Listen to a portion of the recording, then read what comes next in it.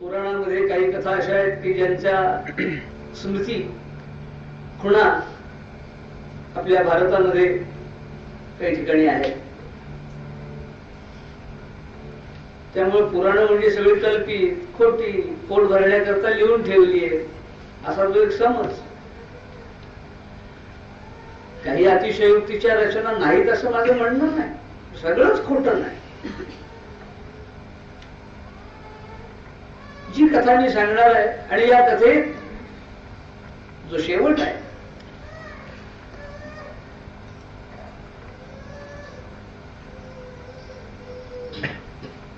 ही वस्तुस्थिती,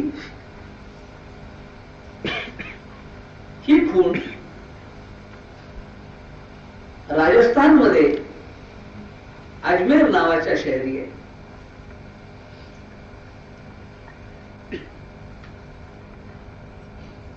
प्रसंग असा की राजा इंद्रद्युम्न द्रविड प्रांताचा राजा आपलं राज्य उत्तम रीतीने करू. राजाला जी जबाबदारी असते प्रजेचं पालन, प्रजेला मुलाप्रमाणे सांभाळणं. राजा या शब्दाचा अर्थच असा आहे मुळात की रंजयती ती सहा राजा. रंजन करतो तो राजा. रंजन या शब्दाच्या पाठीमागे केवळ मनोरंजन नाही, तुम्हाला पाहिजेत तशा सिरियल्स दाखवतो आम्ही. मनोरंजन नाही. तसं स्वराज्यामध्ये बरंच रंजन चाललंय. कमीत कमी प्रजेला 3 गोष्टी आवश्यक आहेत. या पृथ्वीला अनेक नावं दिलेली आहेत. भू, वसुंधरा, मेदिनी, पृथ्वी पैकी अवनी असं एक नाव आहे पृथ्वीचं. या अवनी शब्दामध्ये आपलं जीवन सामावलेलं आहे. अवनी या 3 अक्षरांनी बनलेल्या शब्दात 3 वस्तू आहेत. अन्न अ, वस्त्र व, निवारा अ व नि. अन्न, वस्त्र, निवारा या 3 गोष्टी प्रजेच्या गरजेच्या असतात. आणि ज्या राज्यामध्ये ह्या व्यवस्थित मिळतात ते राज्य राजाच. आणि यात काही कमी पडत असेल तर ते लोकप्रतिनिधींच. म्हणून लोकांना हात काय प्रतिनिधी बदलण्याच. सांगायचं कारण हा राजा जो इंद्रद्युम्न आपली जबाबदारी उत्तम रीतीने भक्तीमुळे कर्तव्यात कसूर नाही. राजकारण, प्रजेचं रक्षण या सगळ्या गोष्टी उत्तम रीतीने चाललेल्या आहेत. आणि मिळालेल्या रिकाम्या वेळेत राजा इंद्रद्युम्न भगवान श्री विष्णूंची स्मरण भक्ती करीत असे. पण ती स्मरण भक्ती इतकी अनन्य होती की त्या वेळेला दुसरा कोणताही विषय याच्या डोळ्यापुढे नाही. त्या स्मरणाचा असा अधिकार होता याच्या की भगवान विष्णूंचं स्मरण केलं की त्यांचं रूप याच्या ध्यानात येईल.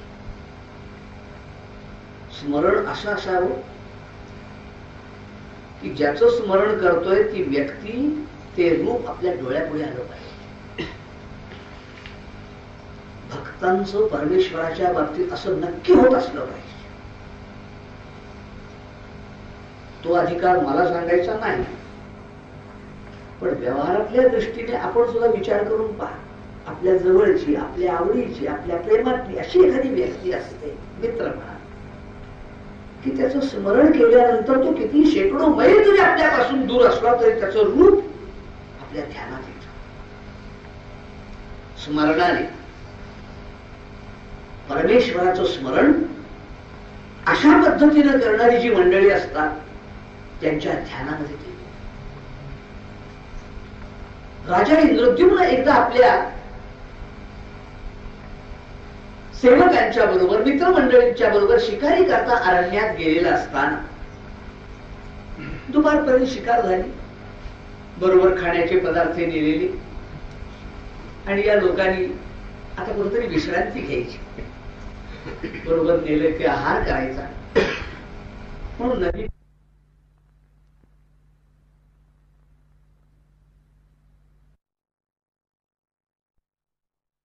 मंडळी असतात त्यांच्या ध्यानामध्ये गेले. राजा इंद्रद्युम्न एकदा आपल्या सेवकांच्या बरोबर मित्रमंडळींच्या बरोबर शिकारी करता अरण्यात गेलेला असताना दुपारपर्यंत शिकार झाली, बरोबर खाण्याचे पदार्थ नेलेले, आणि या लोकांनी आता कुठेतरी विश्रांती घ्यायची, बरोबर नेले ते आहार करायचा म्हणून नदी काठाला सावलीत बसले.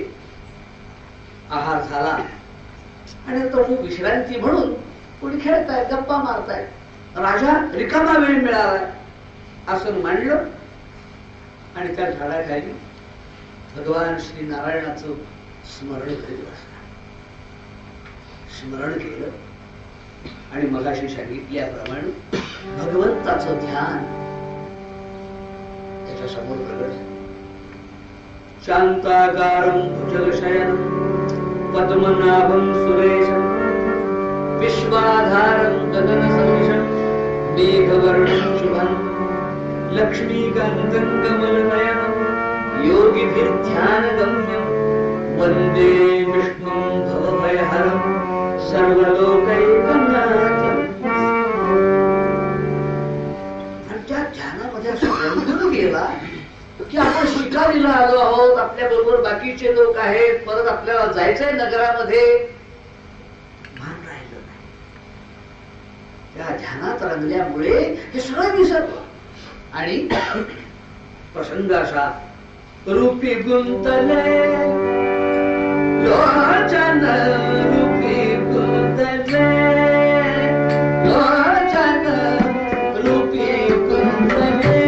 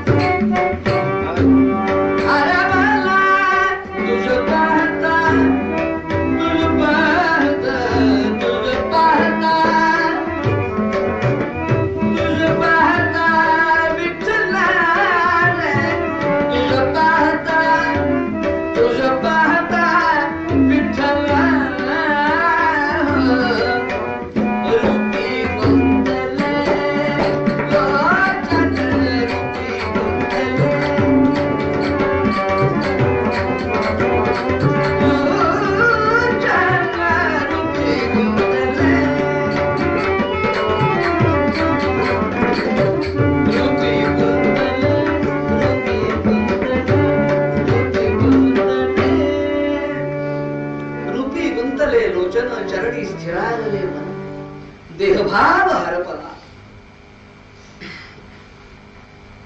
आणि त्या रस्त्याने अगस्त्य नावाचे त्या काळातील थोर अधिकार संपन्न असे तपस्वी मुनी चालले.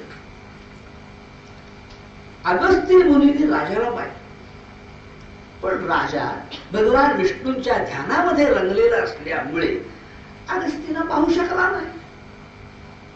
आणि त्यामुळं राजे लोकांनी जो ऋषी मुनी विद्वान मंडळी यांचा आदर करायचा, आदर राखायचा, राजा काही करू शकला नाही.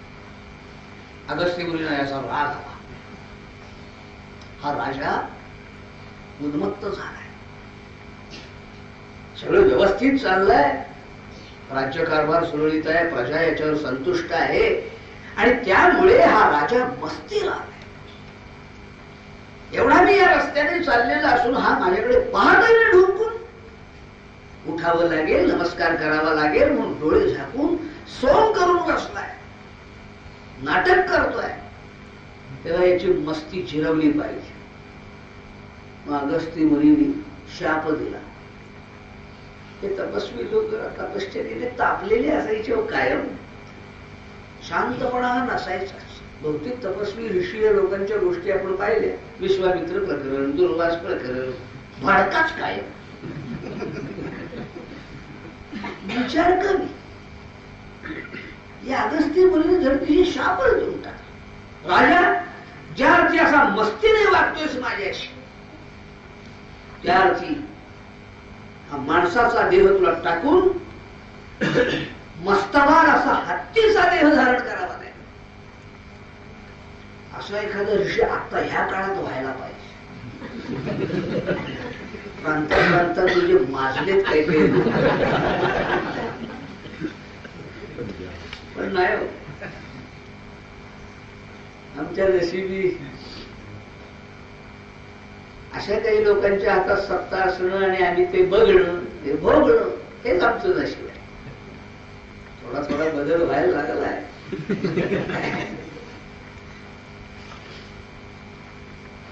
अगस्त्य मुनींनी शाप दिला, पण राजाला तोही कळला नाही. जसं ते आले हे कळलं नाही, तसं शाप दिला हे तरी कसं कळणार. पण ते बरोबरचे जे लोक होते, संरक्षक मित्रमंडळी, त्या सगळ्यांनी राजाला सावध केला. म्हटलं, महाराज कसलं ध्यान आणि कसलं स्मरण करत बसलाय, तो कोण आला दाढीवाला साधून त्याला शाप दिलाय. राजाला जागा करावा लागला. राजा बघतो अगस्त्य मुनी उठून आता नमस्कार केला, पण अगस्त्य मुनी उलटे त्यालाच जोरात, आता नमस्कार करतोस? हा, शाप दिल्यानंतर मग घी दे का, बडगा नाही दे का? राजा म्हणाला, महाराज आपण मला शाप दिलात असं ह्याने मला सांगितलंय, तुम्ही आता म्हणता, पण माझी काय चूक आहे म्हणून शाप देता?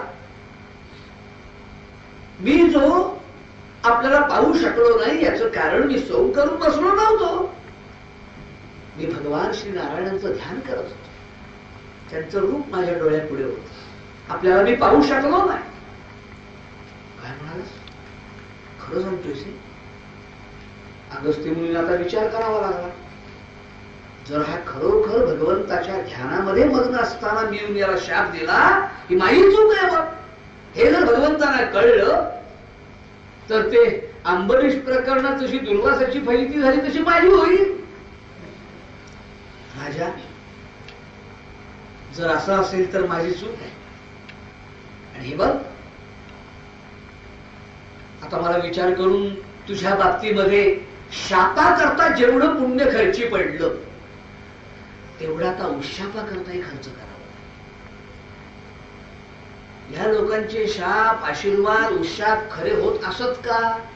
आपल्या मनात या शंका पुष्कळ येत राहतात. उठसूट शाप देत होते, उशाप देत होते, काय भानगड आहे? आता एक सुद्धा शाप खरा होत नाही. शापही खरा होत नाही आणि उशाप देणे इतकं पुन्हा शिल्लक काही राहतच नाही हो. आणि ह्या लोकांचे शाप आशीर्वाद खरे व्हायचे आणि उशाप देण्याकरता पुन्हा काही असायचं शिल्लक? असायचं काय? वाचा सिद्धी नावाचा जो प्रकार आहे, हा काही साधना करून मिळवावा लागतो. गोपाल कृष्णाने ह्याचं वाङ्मय तप म्हणून वेगळं सांगितलेलं आहे. अनुद्वेगकरं वाक्यम सत्यम प्रिय हितंचयत स्वाध्यायाभ्यसनंचैव वाङ्मयं तप उच्यते. वाणीचं तप आहे. हे जर तप माणसानं केलं तर त्याच्या वाणीला एक प्रकारचा अधिकार येतो, तेज येतं, खरेपणा येतो.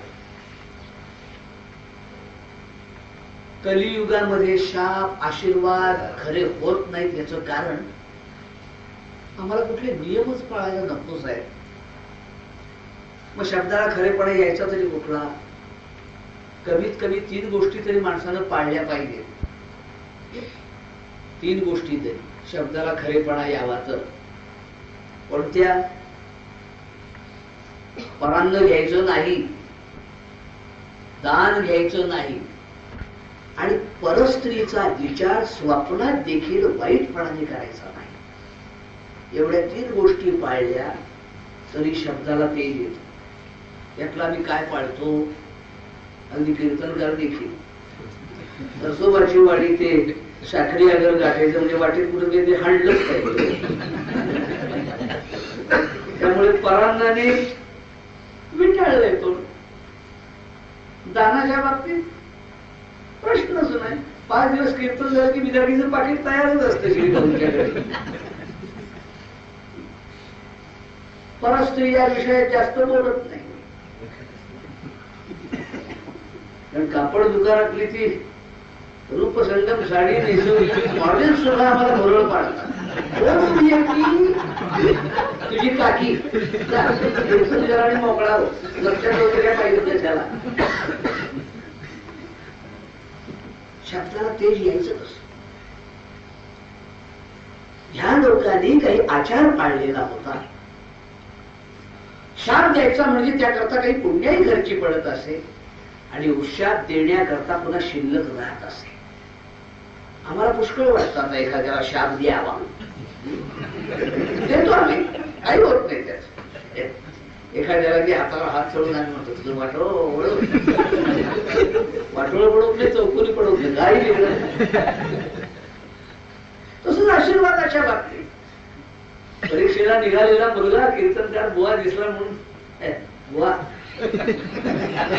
पुढे चालला परीक्षेला, हो ना पेढे घेऊनच भेट, काय विश्वास.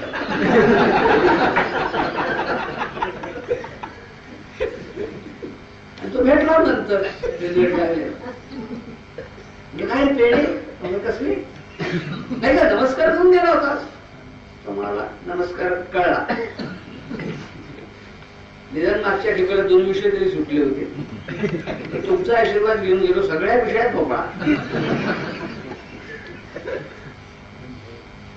म्हणून वरान्येन मुखं दग्धं हस्तौ दग्धं प्रतिग्रहात् परस्त्रीभिर मनोदग्धं कुतः शापः कलयुगे. कलियुगामध्ये खरं होणार नाही याचं कारण माणसाची तेवढी तयारीच राहणार. साधना करणे. अगस्ती मुनी शाप दिला खरा, पण उशाप देण्या इतकी पुण्याई शिल्लक होती आणि आपली चूक कळल्यानंतर ती चूक निस्तरून दयाळूपणानं राजाला पुन्हा शाप मुक्त करावं. अगस्ती मुनींनी सांगितलं, राजा आता शाप तरी तोंडातून गेला, तो परत घेता येत नाही, पण याच देहातून, हत्तीच्या देहातून तुझी मुक्तता होईल असा उशाप मी तुला. हत्ती होशील तो तुझं साधा नाही बरं. तुला सर्कशीत तुला खेळ दाखवायला नेणार नाही किंवा लाकडाचे ओढके ओढायला लागणार नाही. हत्ती होशील पण त्या देहातही आता जसा नरेंद्र आहेस, माणसांचा राजा आहेस, तसा त्या गज योनीमध्ये, त्या कळपामध्ये गजेंद्र म्हणून तुला मान मिळेल. सगळ्यात तुझी ताकद जबरदस्त असेल, पण सगळीकडे ताकद चालत नाही.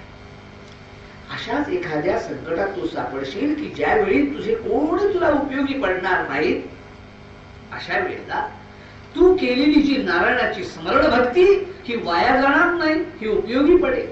तुला स्मरण होईल भगवंताचं आणि त्यावेळेला भगवान तुझा उद्धार करते. भगवंताची केलेली कोणतीही सेवा वाया जात नाही बरं. बँकेमध्ये ठेवलेला पैसा कुठल्या विश्वासानं आपण ठेवतो? उपयोगी पडेल म्हणून. आता सरकारनं पुढे काही ठरवलं तर काही सांगता येत नाही. चलनवाढ झाली, फुगवटा झाला, अमुक झाले, तमुकच झाले, रद्द करायचं म्हणून काय ठरवलं तर बघूया. नोटा लवकर खपवल्या पाहिजे पुढे ठेवलेल्या असतील तर. पण एक विश्वास असतो ना, त्या विश्वासापोटीच आपण ठेवतो. गुरुदेव रानडेने एक वाक्य लिहिलंय की या व्यवहारातल्या विश्वासापेक्षा सुद्धा भगवंतावरचा विश्वास आणि त्या विश्वासाने केलेली सेवा ही कधी वाया जायची. नाथ म्हणाले, कास धरा विश्वास तयाचा देणार नाही. गुरुदेव रानडेंचं जे वाक्य आहे, a firm faith in God is safe paying. भगवंतावर ठेवलेली जी निष्ठा आहे हे सेफ पेइंग असत, केव्हा ना केव्हा तरी उपयोगाला पडणारच. राजा इंद्रद्युम्नाने केलेली सेवा ही उपयोगी पडावी म्हणून अगस्तीने उशाप असा दिला की त्या देहातही तुला स्मरण होईल. आणि राजा इंद्रद्युम्न अगस्तींच्या शापाप्रमाणे त्रिकुटाचल पर्वताच्या पायथ्याला असलेल्या घनदाट अरण्यामध्ये गज झाला. कराडचे विठोबांना दत्तरदार या नावाचे संत कवी होऊन गेले. त्यांनी याच्यावर काही कविता केलेल्या आहेत. त्याचं वर्णन करतात की इंद्रद्युम्न इति ख्यातो, इंद्रद्युम्न इति ख्यातो क्षितीन्द्रोगस्त्य शापतः गिरीन्द्रेन्द्र करीन्द्रोऽभूत् सुरेन्द्रेभेन्द्र विक्रमः. द्र हा शब्द किती वेळा आलाय पहा. इंद्रद्युम्न इति ख्यातो क्षितीन्द्रोगस्त्य शापतः गिरीन्द्रेन्द्र करीन्द्रोऽभूत् सुरेन्द्रेभेन्द्र विक्रमः. राजा इंद्रद्युम्न अगस्तींच्या शापाप्रमाणे गजेंद्र झाला.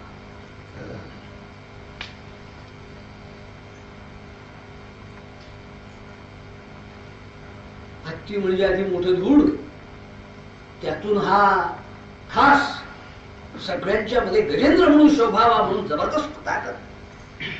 ताकद काय होती याचं वर्णन करताना भागवतकारांनी वर्णन केलं. सत्वान व्याकुलयन तटान विदलयन.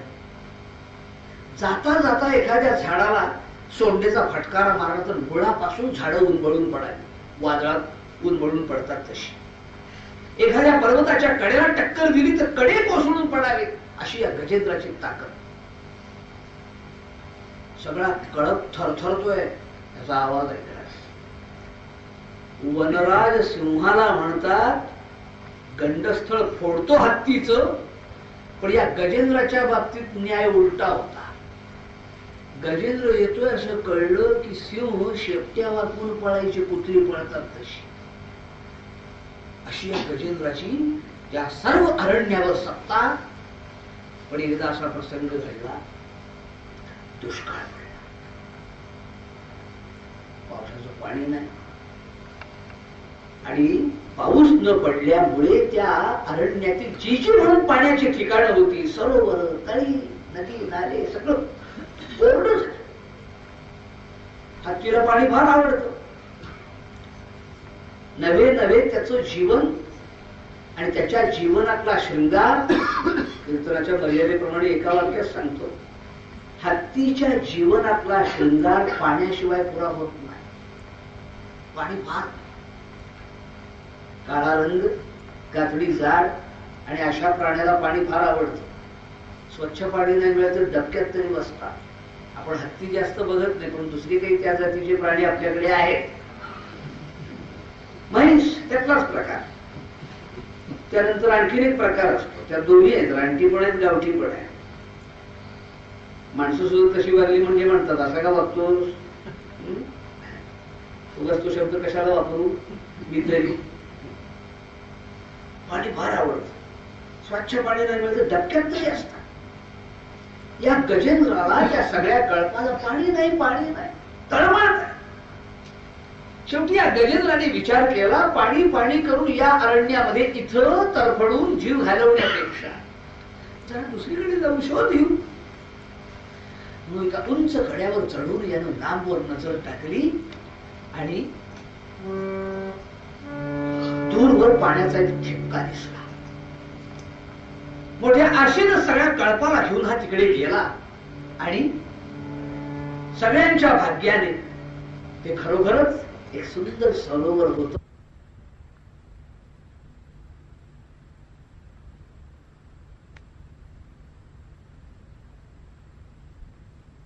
सुगंध निर्माण केलेला, कमलवेली पसरलेली आणि कमळ फुलली. संगीतही निसर्गाचं बरोबर का, कारण कमळ जिथं होती तिथं ते भुंगे होते. मधुकर वन वन फिरत काय ते गुंजार वाला, आणि असं ते संगीत धुंद वातावरण. हा गजेंद्र सगळ्या कळपाला घेऊन तिथे गेला. ते पाणी बघितलं, सगळ्यांनी आनंद झाला. हेम कमल कालिका पंते शोभती सरा, हेम कमल कालिका पंते शोभती सरा, शोभती सरा.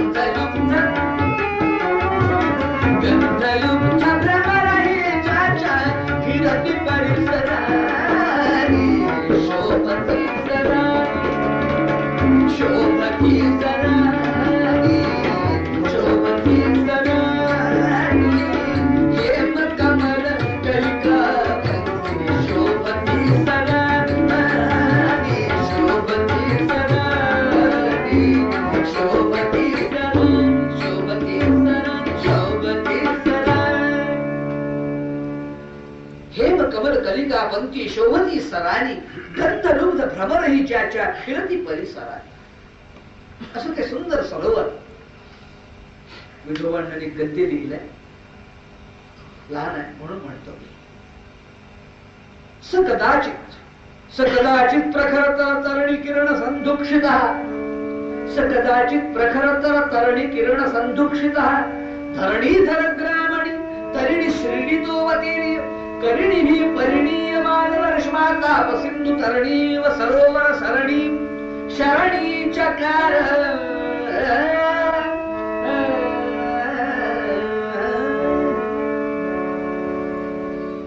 सगळ्या कळपाला घेऊन तिथे आलेला ते पाणी बघितलं, सगळ्यांनी आनंद झाला.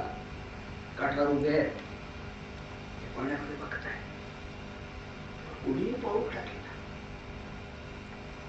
पूर्वरंगात मगाशी सांगितल्याप्रमाणे जनावरांना हा शहाणपण असतं, अक्कल असते. परक ठिकाण आहे, आपण पूर्वी कधी इथं आलो नाही, दिसतंय चांगलं पाणी, पण काय धोका असेल सांगता येत नाही, म्हणून कुणीही पाऊल टाकायला तयार. तो गजेंद्र जणू काही सगळ्यांना सांगतो, अरे आता पाणी पाणी करून तळमळत होतात, आता एवढं सुंदर पाणी आहे, टाका उड्या, पोहून घ्या, पाणी पिऊन घ्या, चला मजा करा. तरी कुणी पडला पाणी. शेवटी या गजेंद्राने विचार केला तर भीती वाटते, आपण सुरुवात केल्याशिवाय यायची नाही. सगळ्यांचा मोरक्या मी आहे, पुढारी मी आहे, म्हणून सुरुवात आपणच करावी. मग सगळ्यांना बाजूला वा, सगळ्यांना बाजूला केले आणि आपण उडी टाकायची ठरवलं. उडी टाकायची म्हणजे पुढे गेलेला तिथल्या तिथं काही उडी टाकता येणार आहे. मोजड शरीर असलं की जरा अवसान घ्यावं लागतं. काय म्हणतात तो स्टार्ट घ्यावा. बडे बडे बॉलर जे असतात की नाही, त्यांचा 100 स्टार्ट असतो. इतका स्टार्ट घेऊन टाकलेला बॉल मग तो किती 100-120 किलोमीटर वेगाने जातो. आणि असला जर बसला कपाळ मोक्षच. त्या गजेंद्रानं 4 पावलं मागे सरकून अवसान घेतलं आणि जी झेप घेतली, उडी टाकली त्या सरोवरात. त्यानं उडी टाकल्यानंतर पाणी त्या सरोवरातलं जे उसळलं वर, ते इतकं उंच उसळलं की काठावर जी झाडं होती त्या झाडांचे शेंडे भिजले. इतकं पाणी वर गेलं. तुम्ही म्हणाल का बुवा बघायला गेला होता पाण्याचं माप काढायला? आम्ही नाही गेलो, पण भागवतकारांनी उल्लेख असा केलाय की त्या झाडावर बसलेले जे पक्षी होते, पाणी तिथपर्यंत पोहोचल्यामुळे ते पक्षी गेले उडून, पाखरं उडून गेली. त्यात शकुन नावाचा पक्षी होता, तो गेला शकुन झाला, अपशकुन झाला. भागवतकाराने कल्पना अशी मांडली, अपशकुन त्वं जगाम नाम तटः. अपशकुन गजेंद्राला कल्पना आली नाही. सगळ्या कळपाला घेऊन त्या सरोवरामध्ये मस्त विहार चाललाय. पाणी पाणी करून तळमळणारे ते सगळे हत्ती त्या कळपातले पाणी पिऊन तृप्त झाले. लहान लहान बछडे होते, त्यांना घासून घासून स्वच्छ केले आणि मग मोठेपणाच्या अधिकारात सगळ्यांना हाकलू लागला. ए पुरे झाला तर चल वर जा. सगळ्यांना हाकलले आणि एकटा मात्र पोहतोय. भीतीच नाही कसली, याला कसली भीती, जबरदस्त ताकद. पण असा हा एकटा खेळत होता आणि त्या सरोवरामध्ये जो प्रचंड नक्र होता मगर, त्या मगरीने याचा पाय आपला पाय कोणीतरी पकडला याची जाणीव झाल्याबरोबर यानं आपली ताकद पणाला लावून पायाला हिसकी मारून पाय सोडून घेण्याचा प्रयत्न केला. पण हा जसा जसा प्रयत्न करतो ती नकराची पकड घट्टच होती. झटपट झाली, खळबळून निघाले, लाल झालो याच्या रक्तात. त्या बाकीच्या हत्तीला कळेना काठावर असले काय चाललंय, काय झालंय आमच्या या पुढाऱ्याला. अशी झटपट चाललेली हळूहळू गजेंद्राची ताकद कमी होत चालली, नकराची ताकद वाढत चालली. कारण नकराचं पाणी हे स्वतःच घर हो, आणि गजेंद्राला पाणी म्हणजे परक ठिकाण. पाण्यात आधी त्याचं अवसानच मुळात ताकदच लागेना. अंतराळी काय करणार? जर नकर वर असता तर तुडवून मारला. सुभाषित आहे, नकर स्वस्थान मासाद्य गजेंद्रमपि कर्षति. मगरीला पाण्यामध्ये ताकद तिची वाढत जाते. पाण्यात दुसऱ्या कोणाचं काही चालत नाही, हत्तीला ओढण्याची ताकद असते. आणि मगर जर पाण्यातून वर आली तर जमिनीवर कुठलं सुद्धा फाडून टाकली. आणि जो तो आपापल्या घरामध्ये, आपापल्या गावामध्ये, आपापल्या गल्लीमध्ये जागा असतोच होतो. नियम आहे. शाळेतली एवढी मुलं सुद्धा भांडायला लागली, त्यातला जो दुबळा असतो तो ओळखतो या दांडग्या पुढे आपलं काही चालायचं नाही, मग तो पळ काढतो आणि मग पळत पळत पळत पळत आपलं घर आलं, गल्ली आली की मग उलटा फिरतो. आता येईल गल्ली आले होते. तिथे काय झालं होतं, स्वतःच्या घरामध्ये, स्वतःच्या गल्लीमध्ये म्हण आहे, अपने गली में बिल्ली भी शेर बन जाती. तसं या नकराची ताकद वाढत चालली, गजेंद्राची कमी होत चालली. शेवटी नुसते बघणारे काठावरचे त्या सगळ्यांना गजेंद्र सांगू लागला, नुसती मजा बघता, मी संकटात आहे, माझं काही चालत नाही, माझी ताकद आता कमी होत चालली, नुसती मजा बघू नका, मला वाचवा. आतापर्यंत मी तुमच्या करता काय काय केलंय, आता तुम्ही मला वाचवा. आणि असं सांगितल्यावर मग त्यातल्या काही हत्तीने काय केलं, जंगलातल्या विहिरी तोडल्या, त्याचा दोर केला, तो याच्या शेपटीला बांधला आणि मग तो दोर लांब लचक सगळ्यांनी मिळून ओढायला सुरुवात केली. एक साथ खिचो, सगळ्यांनी ओढायला सुरुवात केल्यावर 2 हात पाण्यातून त्याला वर उचलला गजेंद्राला आशा वाटली की मला वर काढणार. म्हणजे कायमच सगळ्यांचा हातभार लागतो सारख्या प्रमाणात असं नाही. सहकार तत्व आहे, पुढले आहेत ना. आणि बघू गरज पडली तर. आणि शेवटी प्रामाणिकपणानं ओढणारे ते थोडेच असतात. प्रवासात आम्ही सुद्धा करत नाही का, बस बंद पडली ड्रायव्हर पुन्हा क्लास लागत नाही. ज्यांना खरोखरच हाऊस असते, जायची गडबड असते, असे काही लोक उतरतात पटापट.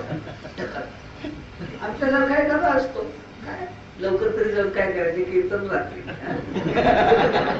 मग आपलं उतरायचं, 4 लोकांच्या बरोबर नाटक करायचं. आवाज ढकलायचं नाही. तसं या गजेंद्राला ओढताना काही खरे इमानदारीनं ओढणारे होते, काही आपलं नुसतं देखा. 2 हात वर उचल, त्याला वाटलं काढणार आपल्याला पाहिजे. जरा ढिलाई झाल्यावर त्या नखरानं 4 हात आत ओढला. अशा या दोघांच्याही ओढाओढी, इकडून हे ओढतायत तिकडून नखर ओढताय, इकडे शेपूट तुटतोय का इकडे पाय तुटतोय, अशी परिस्थिती झाली. शेवटी आता आपण याला वाचवू शकत नाही, वर काढू शकत नाही. सगळ्यांची खात्री झाली. आणि आता किती वेळ घालवायचा, त्रासही होतोय फार. जाऊ दे, कॅन्सरचा पेशंट. शेवटी आपण नाटक सुद्धा हेच ठरवतो. तसं या गजेंद्राच्या बाबतीत सगळ्यांनी ठरवलं, जाऊ दे, लवकर गेला तर बरं, त्याचाच त्रास कमी होता. म्हणून जाताना धक्का मारून गेलो, लवकर बुडावा. सगळे गेले निघून. आणि मग या गजेंद्राला कळून चुकलं, अरे ज्यांना मी माझे समजत होतो ते माझे गेले मला टाकून. कोण आहे माझं? अरे रानात काही फळ मिळालं, काही खायला मिळालं तर मी खाल्लं नाही, माझ्या मुलांच्या करता दिलं. आम्ही सुद्धा प्रसाद पुढे दिला, खात नाही. मुलांच्या करता पुढे बांधतो, मुलगी आहे, नातवंड आहे. कोण विचारतो पुढे? ज्यांच्या करता पुढ्या बांधून गेल्या प्रसादाच्या. या गजेंद्राला कळून चुकलं, कोण आहे माझ? तुकाराम महाराज म्हणतात, गजेंद्राचं चरित्र आणि माणसाच्या जीवनाचा चित्रपट काय फरक असतो या? जन हे सुखाचे सुखाचे, जन हे सुखाचे सुखाचे, जन हे सुखाचे.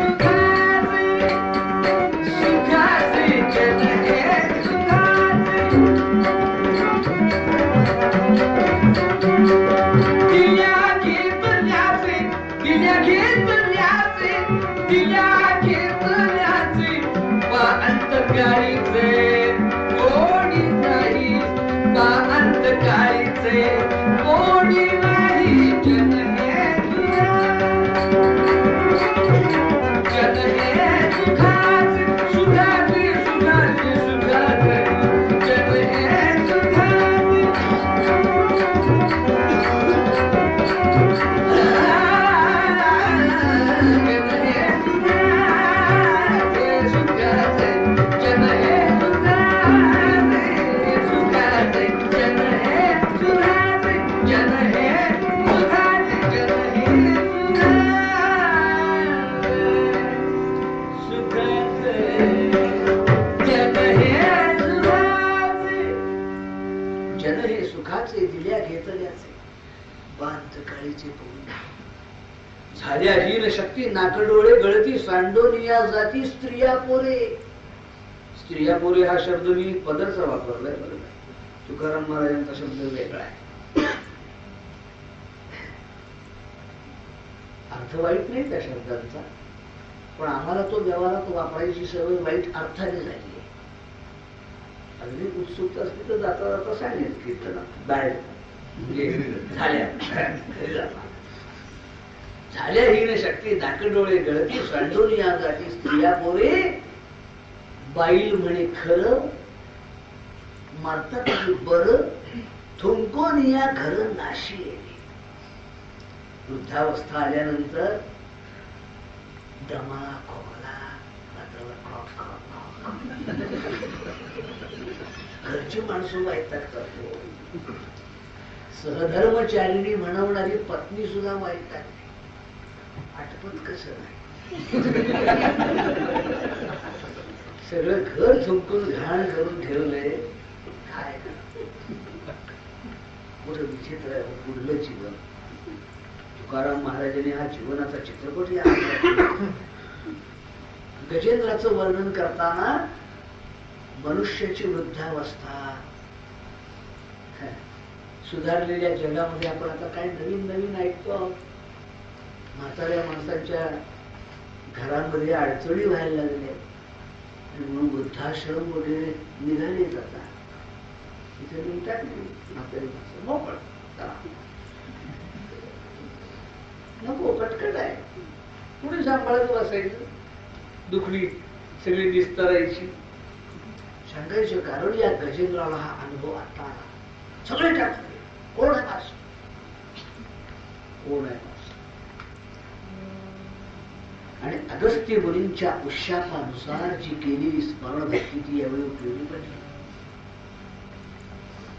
भगवंताचं स्मरण केलं. प्रभू मध्यंतरीच्या काळात पशुदेहामुळे विसर, पण नारायणा जी चूक झाली क्षमा करा. आणि मागील देहामध्ये इंद्रद्युम्न राजाच्या देहामध्ये असताना जी आपली सेवा केली त्या सेवेत मला काही बाकीचं मागायचं नाही. या यातनेतून माझी सुटका करा आणि आपल्या सेवेत पुन्हा प्रार्थना करतोय. तर पुन्हा विचार केला नुसती हात मारून नारायण येतील. अगा प्रणत वत्सला म्हणती त्या जना पावला म्हणून तुमच्याच स्मरत से सदा पावला. पण नुसते हाका मारून येतील का भगवान. कारण देव म्हणतात देव दिल्याशिवाय बघणार नाही. पहिले देव और फिर हमसे लेव. असा जर त्याचा रिवाज असेल तर नुसती हात मारून काय उपयोग. देवाच्या ह्या देवपणावर नामदेव महाराज सुद्धा भांडले बरं का पांडुरंगाशी. तुला कोण म्हटलं पतित पावन दिनांचा तारक कुणी नावं ठेवली तुला. घेसी तेव्हा देसी आईसा असोसी उदार. घेसी तेव्हा देसी आईसा असोसी उदार. काय रुदू तुमचे देवा कृपणाचे द्वार. पतित पावन नाम ऐकून आलो मी द्वारा. पतित पावन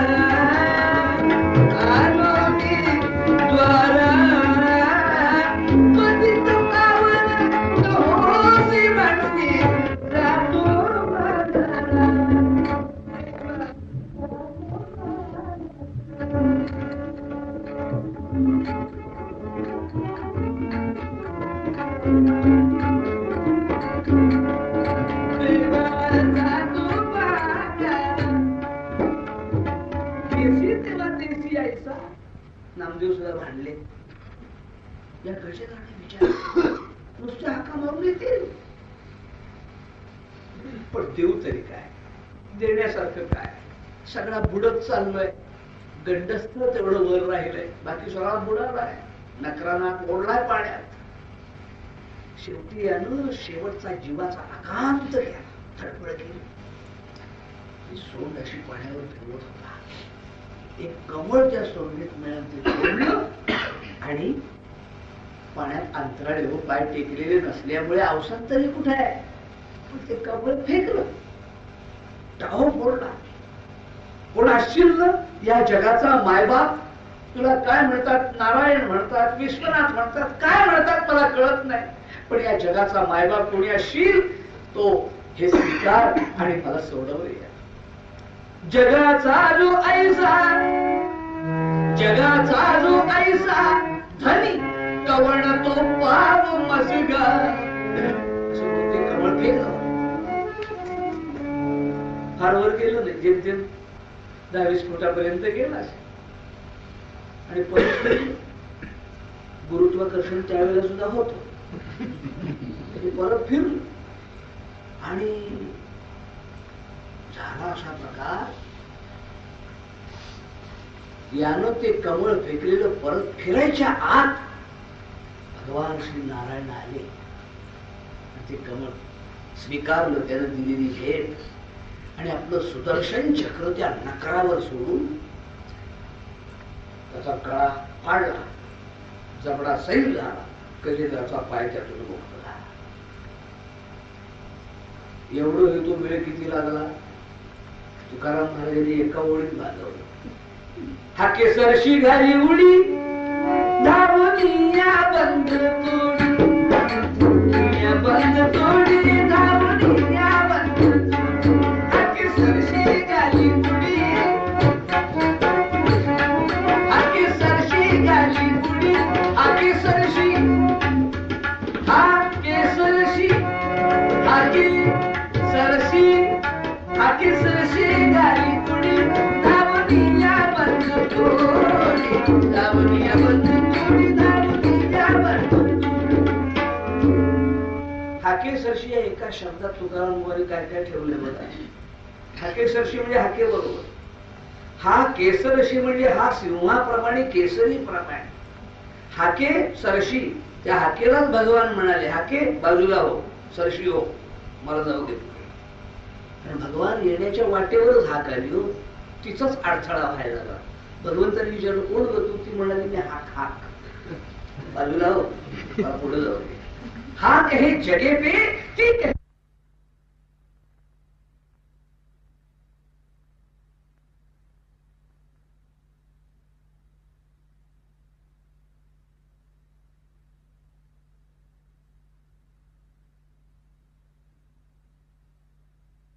कमळ फेकलेलं परत फिरायच्या आत भगवान श्री नारायण आले. ते कमळ स्वीकारलं, त्यानं दिलेली भेट आणि आपलं सुदर्शन चक्र त्या नकरावर सोडून त्याचा कळा फाडला, जबडा सैल झाला, गजेंद्राचा पाय त्यातून मोकळा झाला. एवढं हेतू वेळ किती लागला? तुकाराम महाराजांनी एका ओळीत बांधवलं. हा केसरशी घाली उडी धावून या बंद तोडी, या बंद तोडी, धावून या बंद तोडी. हा केसरशी घाली उडी, हा केसरशी घाली उडी, हा केसरशी, हा केसरशी, हा केसरशी, हा केसरशी घाली उडी धावून या बंद तोडी, धावून या बंद तोडी, धावून या बंद तोडी. हाकेसरशी या एका शब्दात तुकाराम वर काय काय ठेवले बघा. हाकेसरशी म्हणजे हाके बरोबर, हा केसरशी म्हणजे हा सिंहाप्रमाणे केसरी प्रमाणे. हाके सरशी, त्या हाकेलाच भगवान म्हणाले, हाके बाजूला हो, सरशी हो, मला जाऊ दे. आणि भगवान येण्याच्या वाटेवरच हाक आली हो, तिचाच अडथळा व्हायला लागला. भगवंतांनी विचारलं कोण ग तू? ती म्हणाली मी हाक, हाक बाजूला हो, मला पुढे जाऊ दे. हा कहे जगे पे, ती कहे गजराज. लक्ष्मीने विचारलं चाललाच कुठे? ते म्हणत होते हत्तीकडे, असं सांगायचं होतं. ते तिथं म्हणाले, ती म्हणेपर्यंत येऊन पोहोचले. आम्हाला सांगायला वेळ होतो, पण भगवंतांना वेळ नव्हता. त्या गजेंद्राचा पाय मोकळा केला, शेलेलं रक्त पुसलं, आणि त्याला त्या गजेंद्राच्या देहातही ठेवला नाही, ना इंद्रद्युम्न ना गजेंद्र. आणि सुंदर देहामध्ये देवलोकी त्याला त्या गंधर्वलोकी घेऊन चालले. ह्याला घेऊन चालल्यावर हा काय काय नाही. म्हटलं पितांबरवाले, मुकुटवाले, थांबा. हा कोण हाका मागतो असा विचित्र? मुकुटवाले, पितांबरवाले, ही काय पद्धत झाली? माझं नाव ठाऊक नाही? वेशावरून पोशाखावरून हाका मारायची पद्धत आहे बरं. आमच्याकडे कोल्हापूर भागात नाटकाला, सिनेमाला मागच्या ओळीत जे बसलेले असतात त्यांच्या पुढे जरी फेटेवाला येऊन बसला कोल्हापुरी थाटाचा, मागच्या लोकांची पंचायत होती. ते लोक मागच्या ओळख, फेटा फेटा काय करणार, नाव पुढे ठाऊक आहे. तसं मुकुटवाले, पितांबरवाले, कोण आहे हा?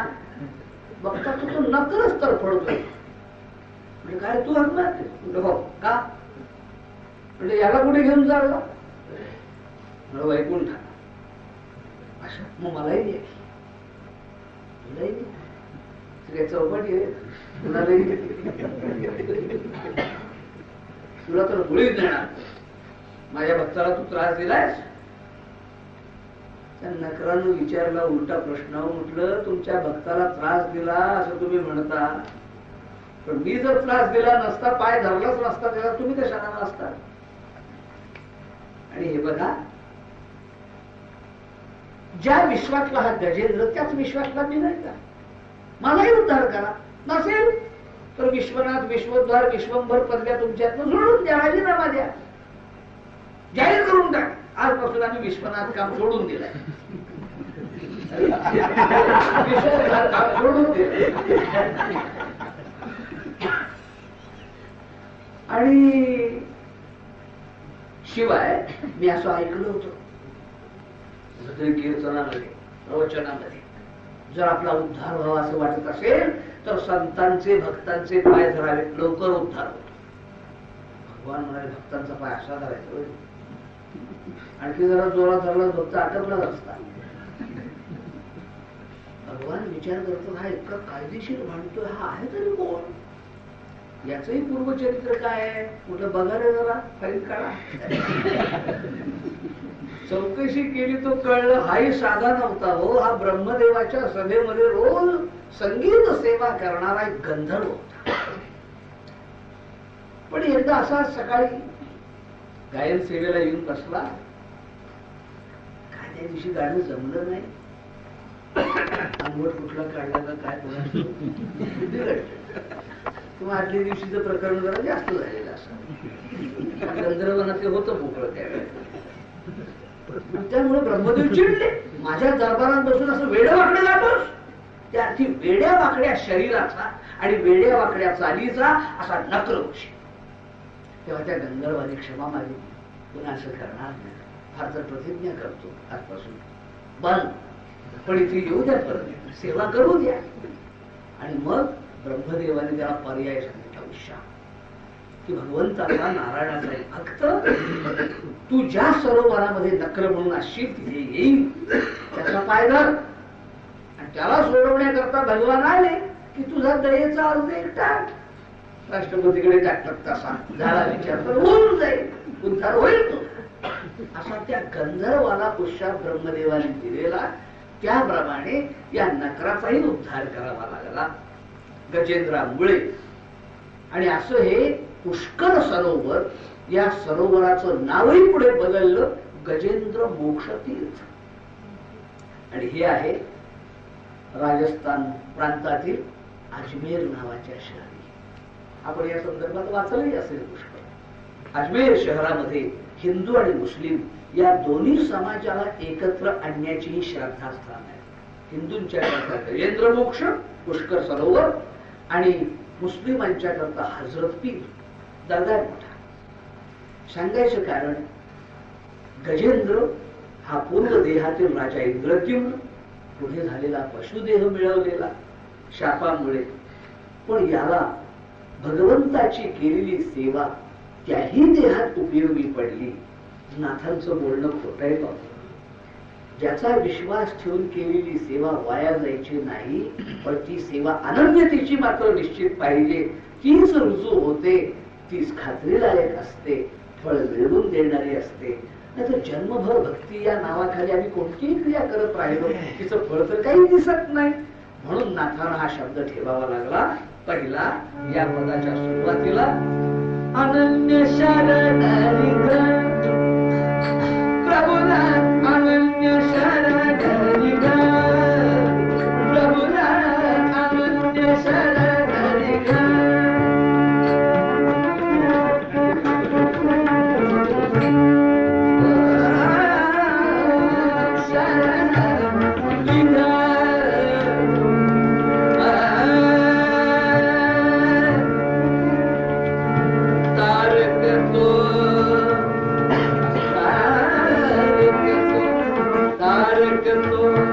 जगदीश्वर जाणोनी